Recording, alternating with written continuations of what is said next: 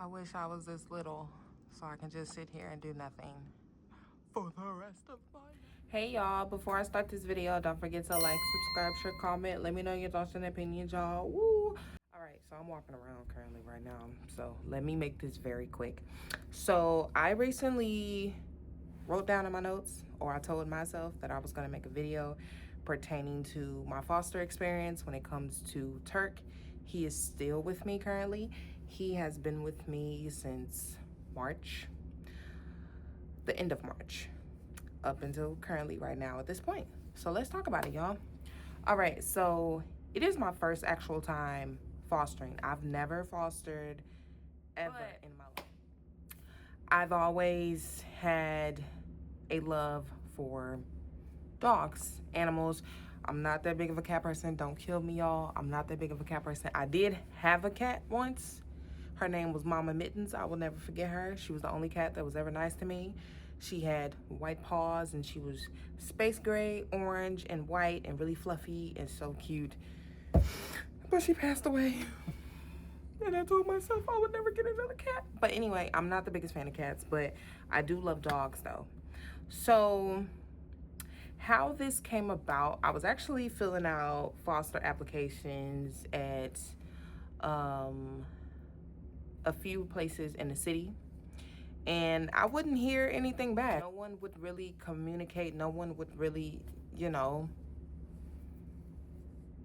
contact me, yay or nay, and I never really heard anything back. So I decided to try one more time. And one thing I will say, one thing about me, I would always try again and again and never succeed. And then it's like that final time I try at something, it works out in my favor for me. So I tried one more time, but instead of looking at places in the city, I looked at a place that was across the water from where I stay. And not even 20-30 minutes, they sent me an email back and was like, you sound like a great candidate. You can come down next week and blah, blah, blah. And, we'll get you set up and give you the rundown on fostering and stuff like that, and the dogs we have available for foster and stuff like that, right? Okay. So went down there, they gave me the rundown, and it's a really lovely place. Let me start off by saying that what they're doing, 110% respect, and I appreciate it. And I love the fact that they take it upon themselves to rescue so many dogs. Y'all, it's so many dogs that are found, and it's hard for them to find a home. And one thing I will say, just based off experience, everybody want a puppy until it's time to have a puppy. Nothing's wrong with puppies. Puppies are so cute and they're so beautiful and adorable and tiny little babies with fur. But let me tell you something. I had Stormy as a puppy.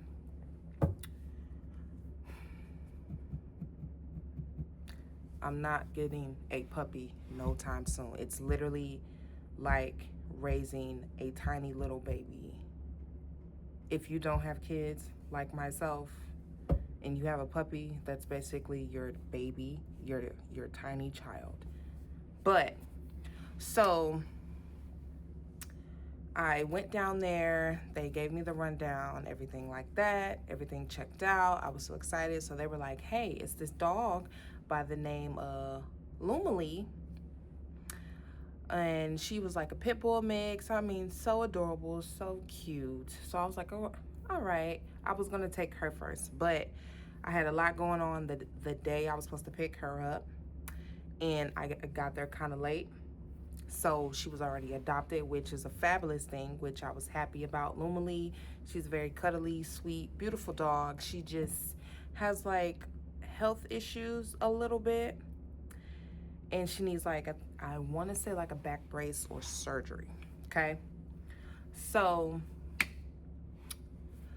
once I got there, she was pretty much adopted. They were like, hey, it's no worries, we're gonna find you another dog, right? So they told me about these, I think it was like 2 dogs or 3.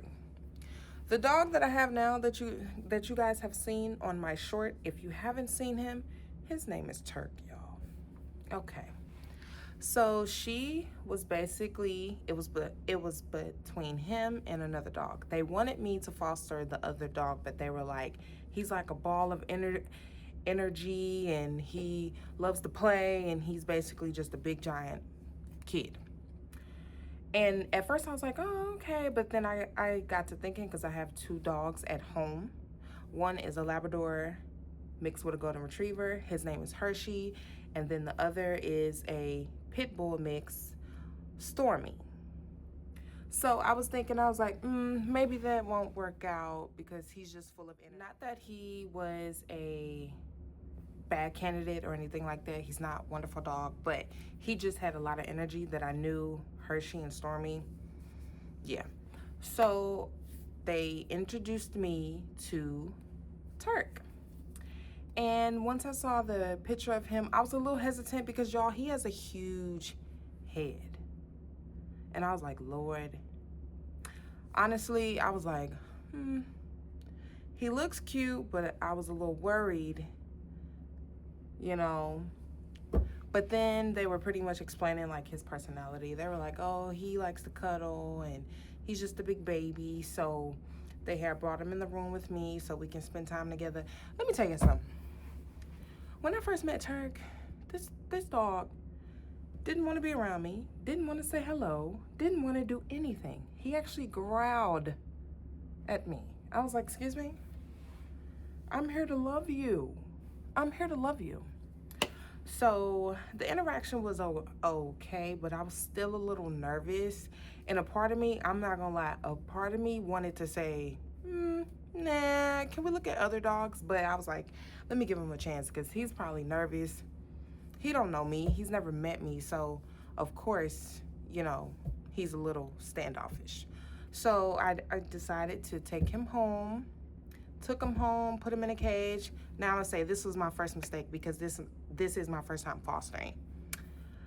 But knowing what I know now, I will not make these same mistakes. So the first mistake was I introduced him right off the bat to Stormy and Hershey, which, what I know now, I should have at least waited to introduce him to Stormy and Hershey. I should have let him meet them while he was in the crate. But to be honest, y'all, fast forward months now, all 3 of them are like best friends. Except the only thing is Turk is like the baby of the bunch, so he always wants to play. There's moments where he's very energetic and he wants to play with Hershey. Hershey is our older dog. He's 9 years old, getting ready to be 10. He's an old man. His face is turning white. So, you know, there are times where he wants to play with Hershey, but Hershey's like, look, not going. So introducing them so quickly, I will not make that same mistake ever again. And then secondly, separating food. They already notified me that, you know, they want to keep him within a certain weight. Y'all, I'm not gonna lie to you. It is a bit of a challenge. It's not impossible, but it's a bit of a challenge when you have 2 dogs who eat freely, and then here comes another dog, and they're like, oh, okay, well, they're eating whenever they want, so I'm just gonna go do what they do. No. So I would say second mistake. Third mistake, I would say, with fostering Turk, just spoiling him rotten, y'all. Like, to see his transition, or I would say correction, it's not really a terrible thing, and it's not a bad thing. Seeing his transition from complete street dog to house hippo, if you know, you know. It's very beautiful to see him blossom. He's very cuddly. He loves to smile. He likes to play. He likes to love on people.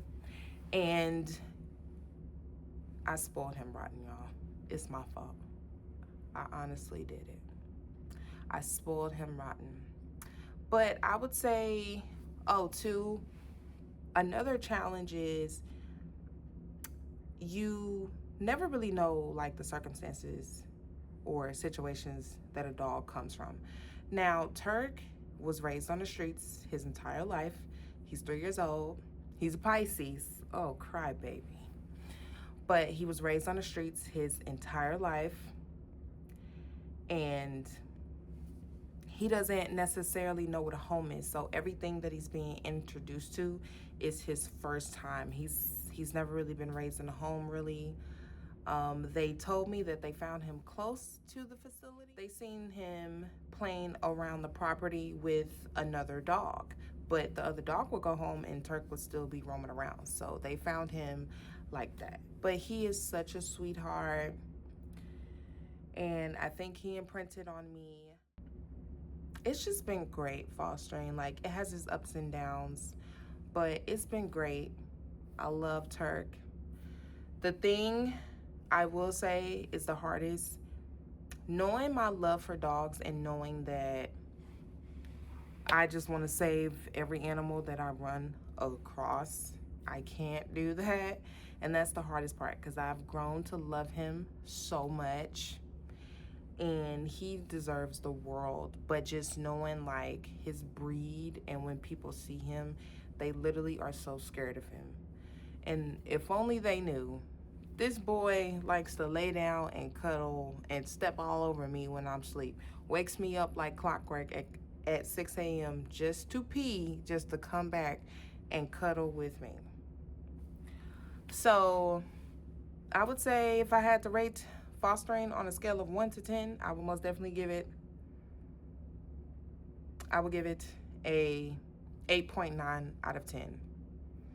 It's great. I would most definitely do it again. Hopefully he finds a home. He's had a few potential candidates, but the thing about Turk is, I think he found his home with me, y'all. But I'm gonna still try. But if push come to shove, I think he's gonna stay with your girl. And I'm gonna keep fostering. No, I'm not gonna rescue every dog that I foster, but specifically for Turk, his story and the type of dog he is, I love my little baby. But that is pretty much the end of this video. I have to get to walking again. I'll see y'all later. Bye.